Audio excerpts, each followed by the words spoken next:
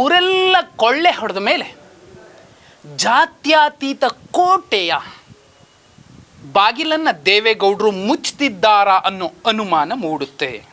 ಮೂಗಿನ ನೇರಕ್ಕೆ ಮಾಗಿದ ರಾಜಕಾರಣವನ್ನು ಮಾಡುವಂತಹ ಟೊಳ್ಳು ಜಾತ್ಯತೀತವಾದಿಯ ರಾಜಕಾರಣ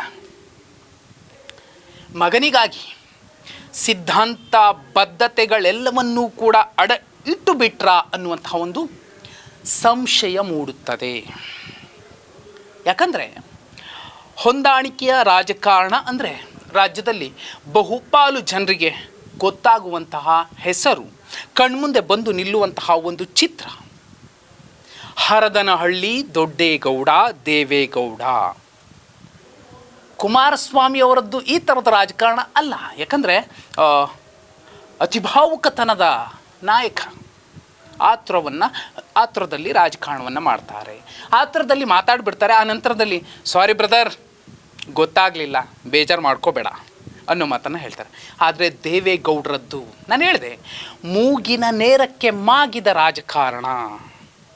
ಅವರದ್ದೇನಿದ್ರು ಒಳೆಟು, ಹೇಗೆ ಬೀಳುತ್ತೆ, ಎಲ್ಲಿ ಬೀಳುತ್ತೆ, ಎಷ್ಟು ಹೊಡೆತ ಬೀಳುತ್ತೆ, ಏನೆಲ್ಲ ಅಲ್ಲೋಲ ಕಲ್ಲೋಲ ಆಗತ್ತೆ ಅನ್ನೋದನ್ನು ಯಾರೂ ಕೂಡ ಅರಿಯೋಕ್ಕಾಗೋದಿಲ್ಲ. ನೀರೊಳಗೆ ಇರಬಹುದಾದಂತಹ ಮೀನಿನ ಹೆಜ್ಜೆಗಳನ್ನು ಗುರುತಿಸೋದು ಸುಲಭ ಆಗಬಹುದೇ ವಿನಃ ದೇವೇಗೌಡರ ಒಳೇಟಿನ ಪ್ರೆಷರ್ ಹೇಗಿರುತ್ತೆ ಅನ್ನೋದನ್ನು ಅನುಭವಿಸಿದವರಷ್ಟೇ ಹೇಳ್ಕೋಬೇಕಾಗತ್ತೆ. ಯಾಕೆ ಈ ಮಾತನ್ನು ಹೇಳ್ತಿದ್ದೀನಿ ಅಂದರೆ, ಪ್ರತಾಪ್ ಸಿಂಹ ಅನ್ನುವಂತಹ ಪತ್ರಕರ್ತ ಏಕಾಏಕಿ ಮೈಸೂರಿಗೆ ಬಂದು BJPಯ ಅಭ್ಯರ್ಥಿಯಾಗಿ ಎರಡೆರಡು ಸಲ ಗೆಲ್ತಾರೆ. ಆದರೆ ಅತ್ಯಂತ ಹಿಂದುಳಿದ ಸಮುದಾಯಕ್ಕೆ ಸೇರಿದಂತಹ ವಿಜಯಶಂಕರ್ ಎನ್ನುವಂತಹ ನಾಯಕ ಶ್ರೀಕಂಠದತ್ತ ನರಸಿಂಹರಾಜ ಒಡೆಯರ್ರವರನ್ನು ಸೋಲಿಸಿ BJPಯ ಬಾವುಟವನ್ನು ಹಾರಿಸಿದಂತಹ ನಾಯಕ ಹಾಸನಕ್ಕೆ ಬರ್ತಾರೆ. ಯಾರ ಕಾರಣಕ್ಕೆ? ಇಂಥದ್ದೊಂದು ಕೊಡುವ ತೆಗೆದುಕೊಳ್ಳುವ ಎಕ್ಸ್ಚೇಂಜ್ ಹಿಂದೆ ಇದ್ದಂಥದ್ದು ಯಾರು? ಇದೇ ದೇವೇಗೌಡರು. ಇದು ದೇವೇಗೌಡರ ಹೊಂದಾಣಿಕೆಯ ರಾಜಕಾರಣದ ಒಂದು ಅಧ್ಯಾಯ. ಎರಡನೇ ಅಧ್ಯಾಯ, 2013ರಲ್ಲಿ ಬೆಂಗಳೂರು ಗ್ರಾಮಾಂತರ ಮತ್ತು ಮಂಡ್ಯ ಲೋಕಸಭಾ ಕ್ಷೇತ್ರಗಳಿಗೆ ಉಪಚುನಾವಣೆ ನಡೆಯುತ್ತೆ. ನೀವು ಗುರುತಿಸಿ, ಒಂದು ಕಡೆ ಸೊಸೆಯನ್ನು ಗೆಲ್ಲಿಸ್ಕೊಳ್ಳೇಬೇಕು ಅಂತ ಬೆಂಗಳೂರು ಗ್ರಾಮಾಂತರದಲ್ಲಿ, ಮತ್ತೊಂದು ಕಡೆ ತಮ್ಮ ಹುಡುಗ CS ಪುಟ್ಟರಾಜು ಅವರನ್ನು ಗೆಲ್ಲಿಸ್ಕೊಳ್ಬೇಕು ಅನ್ನುವಂತಹ ಉಮೇದಿನಲ್ಲಿ ಎರಡೂ ಕಡೆ BJP ಅಭ್ಯರ್ಥಿಯನ್ನೇ ಹಾಕದಂತೆ ನೋಡಿಕೊಂಡಿದ್ದು ಇದೇ ದೇವೇಗೌಡರು. ಸೊಸೆಗಾಗಿ ಅಂಥದ್ದೊಂದು ಬದ್ಧತೆಯನ್ನು ಕೂಡ ಅವರು ಪಕ್ಕಕ್ಕಿರಿಸ್ಬಿಟ್ರು ಅನ್ನುವಂಥದ್ದು. ಈಗ ಒಂದನೇ ಪಾಯಿಂಟಿಗೆ ಬರ್ತೀನಿ. ದೇವೇಗೌಡರು ಮಗನ ಜೊತೆಲಿ ಹೋಗಿ ಸಕುಟುಂಬ ಸಮೇತ ಚಿತ್ರವನ್ನು ತೆಗೆಸ್ಕೊಂಡು ಪ್ರಧಾನಿ ನರೇಂದ್ರ ಮೋದಿ ಅವರ ಜೊತೆಯಲ್ಲಿ ಒಂದು ಸಂದೇಶ ಕೊಟ್ಟರು. ನಾವು BJP ಜೊತೆಯಲ್ಲಿ ಮೈತ್ರಿ ಮಾಡ್ಕೊಳ್ತೀವಿ, NDA ಅಂಗಪಕ್ಷವಾಗಿದೆ ಈಗ JDS ಅನ್ನೋ ಸಂದೇಶ ಕೊಟ್ಟರು. ಕೆರಗೋಡಿನ ಪ್ರಕರಣ, ರಾಷ್ಟ್ರಧ್ವಜ ವರ್ಸಸ್ ಹನುಮಧ್ವಜ ಭಗವಧ್ವಜ ವಿಚಾರದಲ್ಲಿ ಬಹುಪಾಲು ಮಂಡ್ಯದ ಜನ ಕೂಡ ಇವತ್ತು ಯಾಕೋ ಕುಮಾರಸ್ವಾಮಿ ಅವರ ಹತ್ರ ಬೊಟ್ಟು ಮಾಡಿ ತೋರಿಸ್ತಿದ್ದಾರೆ. ಹೊರಗಿನಿಂದ ಬಂದು ಸ್ವಾಭಿಮಾನಿಗಳ ಜಿಲ್ಲೆಯನ್ನು ಹಾಳು ಮಾಡ್ತಿದ್ದಾರೆ ಅಂತ ಆರೋಪಿಸ್ತಿದ್ದಾರೆ. ಒಂದು ಕಾಲಕ್ಕೆ ರಾಷ್ಟ್ರೋಧ್ವಜಕ್ಕೋಸ್ಕರ ದೊಡ್ಡದೊಂದು ಚಳುವಳಿ ನಡೆದು ಶಿವಪುರ ಧ್ವಜ ಸತ್ಯಾಗ್ರಹ ನಡೆದು ಸಾಕಷ್ಟು ಹಿರಿಯ ಸ್ವಾತಂತ್ರ್ಯ ಹೋರಾಟಗಾರರು ಬ್ರಿಟಿಷರಿಂದ ಹೊಡೆತ ತಿಂದರು, ಜೈಲು ಪಾಲಾದರು. ಅಂತಹ ನೆಲದಲ್ಲಿ ಭಗವಧ್ವಜ ಬೇಕು ಅಂತಹ ಉಯಿಲೆಬ್ಸಿದ್ದು, ಪ್ರಚೋದಿಸಿದ್ದು ಕುಮಾರಸ್ವಾಮಿಯವರ. ಇಂಥದ್ದೊಂದು ಅನುಮಾನ ಕೂಡ ಇದೆ. ಕುಮಾರಸ್ವಾಮಿಯವರು ಅದಕ್ಕೆ ಹೇಳ್ತಾರೆ, ನಾನು ಕೇಸರಿ ಸಾಲ ಹಾಕ್ಬಿಟ್ರೆ ತಪ್ಪಾ ಅನ್ನುವಂತಹ ಪ್ರಶ್ನೆ ಮಾಡ್ತಾರೆ. ಇದೇ ಕುಮಾರಸ್ವಾಮಿಯವರು 2020 ಸರ್ಕಾರ ಮಾಡಿದಾಗ ಪತ್ರಕರ್ತರಿಗೆ ಉತ್ತರ ಕೊಡ್ತಾರೆ. ಸೆಕ್ಯುಲರ್ ಅನ್ನೋ ಪದ ನನ್ನ ಡಿಕ್ಷನರಿಲೇ ಇಲ್ಲ ಅನ್ನೋ ಮಾತನ್ನು ಹೇಳ್ತಾರೆ. ಅವತ್ತೇನಾಯಿತು? ದೇವೇಗೌಡರೇನು ಹೇಳಿದರು ಒಂದು ಲೆಕ್ಕ. ಈಗ ದೇವೇಗೌಡರೆಲ್ಲ ಒಂದು ಕಡೆ ಸ್ವಾಭಿಮಾನಿಗಳನ್ನು, ಮಂಡ್ಯದ ಹೃದಯ ವೈಶಾಲ್ಯ ಇರುವಂತಹ ಮತದಾರರನ್ನು ಪರಿವರ್ತಿಸೋಕೆ ಮುಂದಾದ್ರ ಕಾರಣ ದೇವೇಗೌಡರು ಕೇಸರಿ ಶಾಲು ಧರಿಸುವ ಬಗ್ಗೆ ಒಂದು ಮಾತನ್ನು ಹೇಳಿದ್ದಾರೆ. ನಮ್ಮ ಶಾಲನ್ನು ನಾವು ಧರಿಸಬೇಕು ಅಂದರೆ JDS ಶಾಲನ್ನು, ಕೇಸರಿ ಶಾಲನ್ನಲ್ಲ, ನಾನು ಹಾಕೋದಿಲ್ಲ ಅನ್ನೋ ಮಾತನ್ನು ಹೇಳಿದ್ದಾರೆ. ಹಾಗಿದ್ದರೆ ಯಾಕೆ ಮೈತ್ರಿ ಮಾಡ್ಕೋಬೇಕಿತ್ತು? ಇತ್ತೀಚೆಗೆ ನಿಮಗೆ ನೆನಪಿರಬಹುದು, ವಿಧಾನಸಭೆಯಲ್ಲಿ BS ಯಡಿಯೂರಪ್ಪ ಅವರೊಂದು ಮಾತು ಹೇಳ್ತಾರೆ, ನಮ್ಮ ಅಪ್ಪಂಗೆ ಇಷ್ಟ ಇರಲಿಲ್ಲ ಮೈತ್ರಿ ಅಂತಿರಲ್ಲ, ಯಾಕೆ ನನ್ನ ಕೈ ಹಿಡ್ಕೊಂಬಂದ್ರಿ. ಅದೇ ರೀತಿ ಇವತ್ತು ಕೂಡ ಕೇಸರಿ ಶಾಲ್ ನಾನು ಧರಿಸೋದಿಲ್ಲ ಅನ್ನುವಂತಹ ದೇವೇಗೌಡರಿಗೆ ಇದೇ ಯಡಿಯೂರಪ್ಪ ಅವರು ಎಲ್ಲೋ ಮೂಲೆಯಲ್ಲಿ ಕೂತ್ಕೊಂಡು, ಯಾಕಂದರೆ ಅವರನ್ನು ಕೂಡ ಬಲಿಪಶು ಮಾಡಿಬಿಟ್ಟಿದೆ BJP. ಅದಕ್ಕೆ ಮೂಲ ಕಾರಕ ವ್ಯಕ್ತಿ ಶಕ್ತಿ ಸಿದ್ಧಾಂತವೂ ಕೂಡ ದೇವೇಗೌಡರು ಅನ್ನೋ ಒಂದು ಅಪವಾದವೂ ಇದೆ.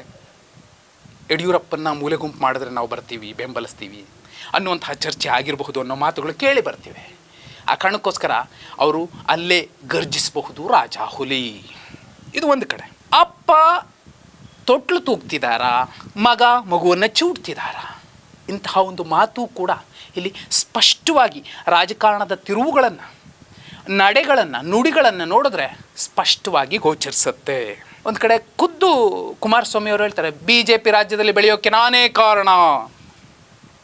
ಆನಂತರ RSS ಸರಿ ಇಲ್ಲ, BJP ಸರಿ ಇಲ್ಲ, ಮೋದಿನೂ ಸರಿ ಇಲ್ಲ ಅನ್ನೋ ಮಾತನ್ನು ಕೆಲವು ವರ್ಷಗಳ ಹಿಂದೆ, ಕೆಲವು ತಿಂಗಳ ಹಿಂದೆ ಕೂಡ ಹೇಳಿದ್ದವರು ಇದೇ ದೇವೇಗೌಡರು, ಇದೇ ಕುಮಾರಸ್ವಾಮಿಯವರು. ನೋಡಿ, ಮೂರನೇ ಪಾಯಿಂಟ್, ಇಳಿವಯಸ್ಸಲ್ಲಿ ಒಂದು ಕಾಲಕ್ಕೆ 58 ಸ್ಥಾನಗಳನ್ನು ಗೆದ್ದಿದ್ದಂತಹ JDS ಜಾತ್ಯತೀತ ಜನತಾದಳ ತನ್ನ ಜಾತ್ಯತೀತ ಅನ್ನುವಂತಹ ಬ್ರಹ್ಮಾಸ್ತ್ರವನ್ನು ಅಡ ಇಡಬೇಕಿತ್ತ. ಇಟ್ಟಿದ್ದು ಯಾಕೆ? ಇದೇ ಪ್ರಧಾನಿ ನರೇಂದ್ರ ಮೋದಿಯವರನ್ನು 2014ರಲ್ಲಿ ಮೋದಿ ಗೆದ್ದು ಸಂಸತ್ಗೆ ಬಂದರೆ, ಪ್ರಧಾನಿ ಆದರೆ ನಾನು ಈ ದೇಶ ಬಿಟ್ಟು ಹೋಗ್ತೀನಿ ಅಂತ ಶಪಥ ಮಾಡಿದ್ದಂತಹ ದೇವೇಗೌಡರು ಇವತ್ತು ಅವರ ಪಕ್ಕದಲ್ಲಿ ಕೂತ್ಕೊಂಡು ಕೈಕುಲುಕುತ್ತಾ, ನಸುನಗುತ್ತಾ, ನಾಚಿಕೊಳ್ಳುತ್ತಾ ಮೈತ್ರಿಯ ವಿಚಾರ ಮಾತಾಡ್ತಿದ್ದಾರೆ ಅಂದರೆ ದೇವೇಗೌಡರ ಬದ್ಧತೆ ಎಲ್ಲಿಗೆ ಹೋಯಿತು? ಅಥವಾ ವಯಸ್ಸಾದಂತೆಯೇ ಅವರ ಬದ್ಧತೆ ಮತ್ತು ಸಾಮಾಜಿಕ ಕಳಕಳಿ, ಜಾತ್ಯತೀತತೆಯ ಸಿದ್ಧಾಂತವನ್ನು ಕೂಡ ಅವರು ಮರೀತಿದ್ದಾರಾ? ಒಂದು ಅನುಮಾನ ಮೂಡುತ್ತೆ. ಅಡ್ಜಸ್ಟ್ಮೆಂಟ್ ಪಾಲಿಟಿಕ್ಸ್ನ ರೂವಾರಿ ಯಾರಾದರೂ ರಾಜ್ಯದಲ್ಲಿ ಇದ್ದರೆ ಅದು ದೇವೇಗೌಡರು. ಕಾರಣ ಏನು? ಹಲವು ಕ್ಷೇತ್ರಗಳ ಲೆಕ್ಕವನ್ನು ನಿಮಗೆ ಕೊಡಬಹುದು. ನೋಡಿ, ಅಪ್ಪ ಮತ್ತು ಮಗನ ಮಧ್ಯೆ ಇರುವಂತಹ ವ್ಯತ್ಯಾಸ ಅಡ್ಜಸ್ಟ್ಮೆಂಟ್ ಪಾಲಿಟಿಕ್ಸ್ನಲ್ಲಿ. ಮಗ ಆತುರದಲ್ಲಿ ಮಾತಾಡಿಬಿಟ್ಟು ಆ ಒಂದು ಗೆಲ್ಲಬಹುದಾದಂತಹ ಕ್ಷೇತ್ರವನ್ನು ಕಳ್ಕೊಳ್ತಾರೆ. ತಂದೆ ತಾಳ್ಮೆಯಿಂದ ಕಾದು ಹೊಂಚು ಹಾಕಿ ಸಂಚು ಮಾಡಿ ತಮ್ಮ ಕ್ಷೇತ್ರವನ್ನು ಮತ್ತೆ ತಮ್ಮ ವಶಕ್ಕೆ ತೆಗೆದುಕೊಳ್ತಾರೆ. ಅದು ದೇವೇಗೌಡರು. 4ನೇ ಪಾಯಿಂಟು, 2006ರ 2020 ಸರ್ಕಾರ BJP ಮತ್ತು JDS ಸರ್ಕಾರ ಮಾಡಿತು. ಅವತ್ತು ದೇವೇಗೌಡರು ನಡ್ಕೊಂಡ ರೀತಿ ಏನು?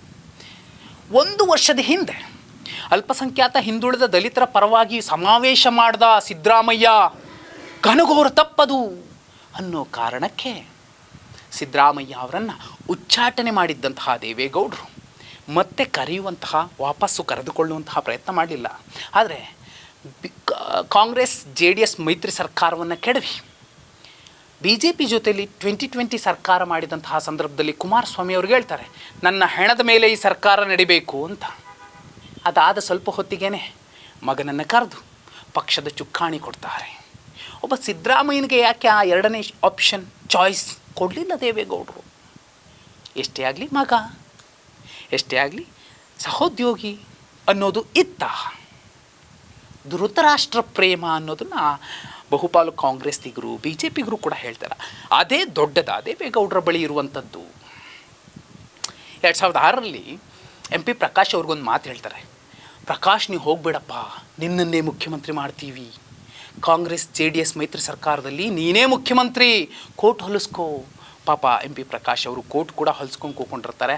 ಆದರೆ ತಮ್ಮ ಹಿರಿಮಗನನ್ನೂ ಕೂಡ ಕುಮಾರಸ್ವಾಮಿಯವ್ರ ಜೊತೆಲಿ ಕಳಿಸಿ ಅವರನ್ನು ಮಿನಿಸ್ಟ್ರ್ ಮಾಡ್ತಾರೆ. MP ಪ್ರಕಾಶ್ ಅವರು ಹೇಳ ಹೆಸರಿಲ್ಲದಂತೆ ಆಗ್ತಾರೆ. ಇವರ ಒಂದು ದೇವೇಗೌಡರ ಒಂದು ಮಾತನ್ನು ಕೇಳಿಕೊಂಡು ಲಿಂಗಾಯತ ಸಮುದಾಯದ ದೈತ್ಯ ನಾಯಕರಾಗಿ ಬೆಳೆಯಬಹುದಾದಂತಹ MP ಪ್ರಕಾಶ್ ಅವರು ರಾಜಕಾರಣದಲ್ಲಿ ಬಲಿಪಶು ಆಗ್ತಾರೆ. ರಾಜಕೀಯ ಸಮಾಧಿ ಆಗುತ್ತೆ ಅವರದ್ದು. ಪಾಪ ನೋವಾಗುತ್ತೆ ಆ ಸಮಾಜಕ್ಕೆ. ಹಾಗಿದ್ರೆ ಮಗ ಮಾಡಿದ್ದು ಅವತ್ತು ತಪ್ಪಾದರೆ ಪರೋಕ್ಷವಾಗಿ ಇವತ್ತು ತಂದೆ ಪ್ರತ್ಯಕ್ಷವಾಗಿ ಮಾಡ್ತಿರುವಂಥದ್ದು ಏನು ಅನ್ನುವಂತಹ ಚರ್ಚೆ ಕೂಡ ನಡಿಬೇಕಲ್ವ? ರಾಜಕಾರಣ ಮತ್ತೊಂದು ಮೊಗ್ಗುಲಿಗೆ ಹೊರಳ್ತಿರುವಂತಹ ಸಂದರ್ಭದಲ್ಲಿ ಇನ್ನೂ ಸೂಕ್ಷ್ಮವಾಗಿ ಹೇಳಬೇಕು ಅಂದರೆ ಅಡ್ಜಸ್ಟ್ಮೆಂಟ್ ಪಾಲಿಟಿಕ್ಸ್ನ ಪಿತಾಮಹ ರಾಜ್ಯದಲ್ಲಿ ದೇವೇಗೌಡರು ಅನ್ನೋದು ಯಾಕೆ ಅಂದರೆ ಬುಡದಲ್ಲೇ ಕತ್ಲಿರುತ್ತೆ ಅನ್ನೋ ಒಂದು ಮಾತಿದೆ. ಯಾವ ಪದ್ಮನಾಭನಗರದಲ್ಲಿ ದೇವೇಗೌಡರು 24 ಗಂಟೆ ಕೂತಿರ್ತಾರೆ? ಪದ್ಮನಾಭನಗರ ಅಂದರೆ ಜೆ ಡಿ ಎಸ್ನ ಪವರ್ ಹೌಸ್ ಅನ್ನೋ ಮಾತಿದೆ. ಆ ಕ್ಷೇತ್ರದಲ್ಲಿ ಯಾಕೆ ಜೆ ಡಿ ಎಸ್ ಇದುವರೆಗೂ ಗೆಲ್ತಿಲ್ಲ? ಬರೀ ಬಿ ಜೆ ಪಿ ಗೆಲ್ತಿದೆ, ಬರೀ ಆರ್ ಅಶೋಕ್ ಅವರೇ ಗೆಲ್ತಿದ್ದಾರೆ. ದೇವೇಗೌಡರು ಗೆಲ್ಲಕ್ಕಾಗಲ್ವಾ ಅಲ್ಲಿ? ಅವ್ರ ಪಕ್ಷ ಗೆಲ್ಸೋಕ್ಕಾಗಲ್ವಾ ಅಲ್ಲಿ? ಅಡ್ಜಸ್ಟ್ಮೆಂಟ್ ಪಾಲಿಟಿಕ್ಸ್, ಇದು ದೇವೇಗೌಡರ ಲೆಕ್ಕಾಚಾರ. ಯಾರ ಜೊತೆ ಒಳ ಒಪ್ಪಂದ ಮಾಡ್ಕೊಂಡಿದ್ದಾರೆ ಪದ್ಮನಾಭನಗರ ವಿಚಾರದಲ್ಲಿ ಸೂಕ್ಷ್ಮವಾಗಿ ನೋಡಿದ್ರೆ ಗೊತ್ತಾಗುತ್ತೆ. ಇಷ್ಟೆಲ್ಲವನ್ನು ನೋಡಿದ ಮೇಲೆ 2024 ಲೋಕಸಭಾ ಚುನಾವಣೆಯಲ್ಲಿ NDA ಅಂಗಪಕ್ಷ JDS ಎಷ್ಟು ಸ್ಥಾನ ಗೆಲ್ಲಬಹುದು? 1, 2, 3, 4, 5 ಒಂದೇ ಒಂದು ಕ್ಷೇತ್ರ ಕೂಡ ಗೆಲ್ಲೋದಕ್ಕೆ ಕಷ್ಟ ಆಗಬಹುದು. ಹಾಸನ ಮತ್ತು ಮಂಡ್ಯವನ್ನೇ JDS ಕಳೆದುಕೊಳ್ಳುವಂತಹ ಸಾಧ್ಯತೆಗಳು ಹೆಚ್ಚು, ನಿಚ್ಚಳವಾಗಿದೆ ಇಂಥದ್ದೊಂದು ಸಾಧ್ಯತೆ. ಸ್ವಾಭಿಮಾನಿಗಳ ಜಾಗದಲ್ಲಿ ಕೆರಗೋಡು ಪ್ರಕರಣ ನಡೆದೇ ಹೋಗಿದ್ದಿದ್ರೆ JDSಗೆ ದೊಡ್ಡ ಲಾಭ ಆಗ್ತಿತ್ತು. ಆದರೆ ಇವತ್ತು ಸ್ವಾಭಿಮಾನಿಗಳನ್ನು ಕೆಣಕಿ ಸುಮಾರು 5.5 ಲಕ್ಷ ಮತಗಳು ಕಟ್ಟು ಕದಲದಂತೆ ಕಾಂಗ್ರೆಸ್ನ ಯಾವುದೇ ಅಭ್ಯರ್ಥಿಗೆ ಬೀಳುವಂತಹ ಸಾಧ್ಯತೆಗಳು ನಿಚ್ಚಳವಾಗಿದೆ. ಅಂಥದ್ದೊಂದು ವ್ಯವಸ್ಥೆ ಸಜ್ಜಾಗಿದೆ. ಇನ್ನುಳಿದ 1.5-2 ಲಕ್ಷ ಮತಗಳು ಬಿದ್ದುಬಿಟ್ರೆ BJPಯಲ್ಲಿ ಅತಿರಥ ಮಹಾರಥರು ನಿಂತ್ಕೊಂಡ್ರೂ ಕೂಡ ಮಂಡ್ಯ ಸುಲಭಕ್ಕೆ ಗೆಲ್ಲೋಕ್ಕಾಗಲ್ಲ BJP ಅಂಗಪಕ್ಷ ಅಥವಾ BJP. ಹಾಸನದ ಸ್ಥಿತಿ ಕೂಡ ದೊಡ್ಡದಾಗೇನಿಲ್ಲ. ಸಾಕ್ಷಾತ್ ದೇವೇಗೌಡರು ನಿಂತರೂ ಕೂಡ ಈ ಸಲ ಹಾಸನ BJP ಬೆಂಬಲಿತ ಪಕ್ಷಕ್ಕೆ ಗೆಲ್ಲುವಂತಹ ವಾತಾವರಣ ತೀರಾ ವಿರಳ ವಿರಳ ವಿರಳ. ಇಷ್ಟೆಲ್ಲ ನೋಡಿದ ಮೇಲೆ ಒಂದು ಸ್ಪಷ್ಟ ಆಗುತ್ತೆ. ಮಾಗಿದ ರಾಜಕಾರಣಿಯೊಳಗೊಬ್ಬ ಕೋಮುವಾದಿ ಇರಬಹುದಾ? ಕನ್ನಡ ನಾಡಿನಿಂದ ಒಬ್ಬ ಮಹಾನ್ ನಾಯಕ ಪ್ರಧಾನಿ ಆದ್ರಲ್ಲಪ್ಪ ಅನ್ನುವಂತಹ ಒಂದು ಹೆಮ್ಮೆ ಇರುವಂತಹ ನಾಯಕ ಇವತ್ತು ಇಳಿ ವಯಸ್ಸಲ್ಲಿ ಕೋಮುವಾದಿಗಳ ಜೊತೆಯಲ್ಲಿ ಕೈ ಜೋಡಿಸಿ ಜಾತ್ಯತೀತ ಅನ್ನುವಂತಹ ಕಿರೀಟವನ್ನು ಅವರ ಪಾದದ ಅಡಿಗೆ ಸಮರ್ಪಿಸಿ ಬಿಟ್ರ. ಅವರನ್ನು ನೆಚ್ಚಿದಂತಹ, ಮೆಚ್ಚಿದಂತಹ, ಪ್ರೀತಿಸಿದಂತಹ, ಆರಾಧಿಸಿದಂತಹ, ಅಭಿಮಾನಿಸುವಂತಹ ಜನ, ಅಭಿಮಾನಿಗಳು ಯಾವ ರೀತಿ ನೋಡಬೇಕು ದೇವೇಗೌಡರನ್ನು? ಮೂಗಿನ ನೇರಕ್ಕೆ ಮಾಗಿದ ರಾಜಕಾರಣಿಯೊಳಗಿರುವಂತಹ ಒಬ್ಬ ಕೋಮುವಾದಿಯನ್ನು